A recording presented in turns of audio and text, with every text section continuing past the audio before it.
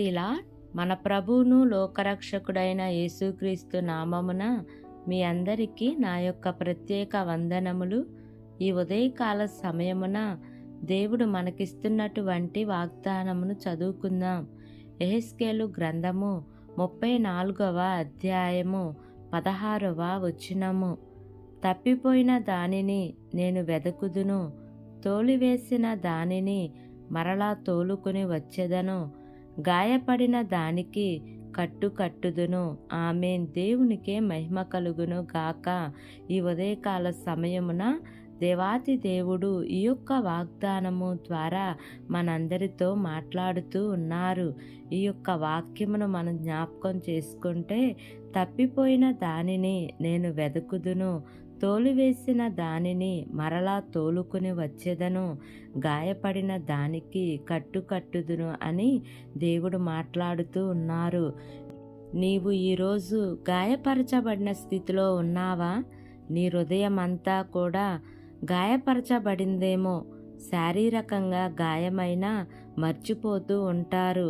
ఒక మంచి సామెత ఉంది కదా, ఒకరు కొట్టిన దెబ్బలైనా మర్చిపోతారేమో కానీ అన్న మాటను మర్చిపోరు. ఒకవేళ శారీరక రీతిగా కాకుండా నీ హృదయము గాయపరచబడిందేమో, నీ హృదయము బద్దలైపోయిందేమో. చాలాసార్లు నీవు నమ్మిన వారే నిన్ను మోసం చేసి, నీవు నమ్మిన వారే నీకు నమ్మక ద్రోహం చేసి నీ హృదయం అంతా గాయపరిచి ఉందేమో. అయితే ప్రభు ఎలాంటి వాడో తెలుసా? మనము ఆరాధిస్తున్న దేవుడు మన మంచి కాపరి. ఆయన మన గాయములన్నిటినీ కట్టే దేవుడు. ఆయన ఈరోజు నీతోనే మాట్లాడుతూ ఉన్నాడు. గాయపడిన దానిని కడతాను అని. ఈ లోకంలో మనుషులు నిన్ను మోసం చేయొచ్చు, నీకు ఇబ్బందులు కలగజేయొచ్చు, కానీ ప్రభు నిన్ను గాయపరిచే దేవుడు కాదు. ఆయన నీ గాయములను కట్టే దేవుడు, నీ గాయములను మాన్పే దేవుడు. ఎంతోమంది నిన్ను వ్యతిరేకించి ఉండొచ్చు, ఎంతోమంది నీకు ఇబ్బంది కలగజేసి ఉండొచ్చు, కానీ ప్రభు మాత్రం నీ పక్షాన మేలు చేస్తాడు.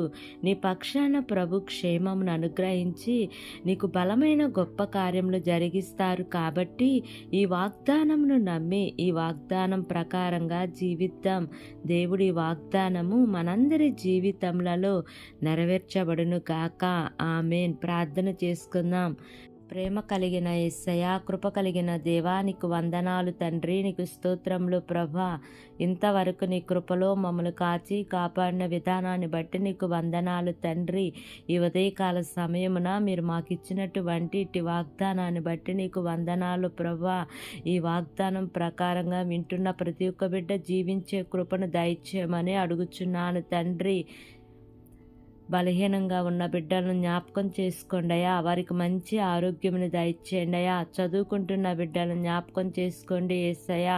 వారి యొక్క స్టడీస్లో మీరు తోడుగా ఉండండి ప్రభా. గర్భఫలాల కోసం ఎదురు చూస్తున్న బిడ్డలను జ్ఞాపకం చేసుకోండి అయ్యా. వారి యొక్క గర్భద్వారాలు మీరు తెరవండి యేసయ్యా.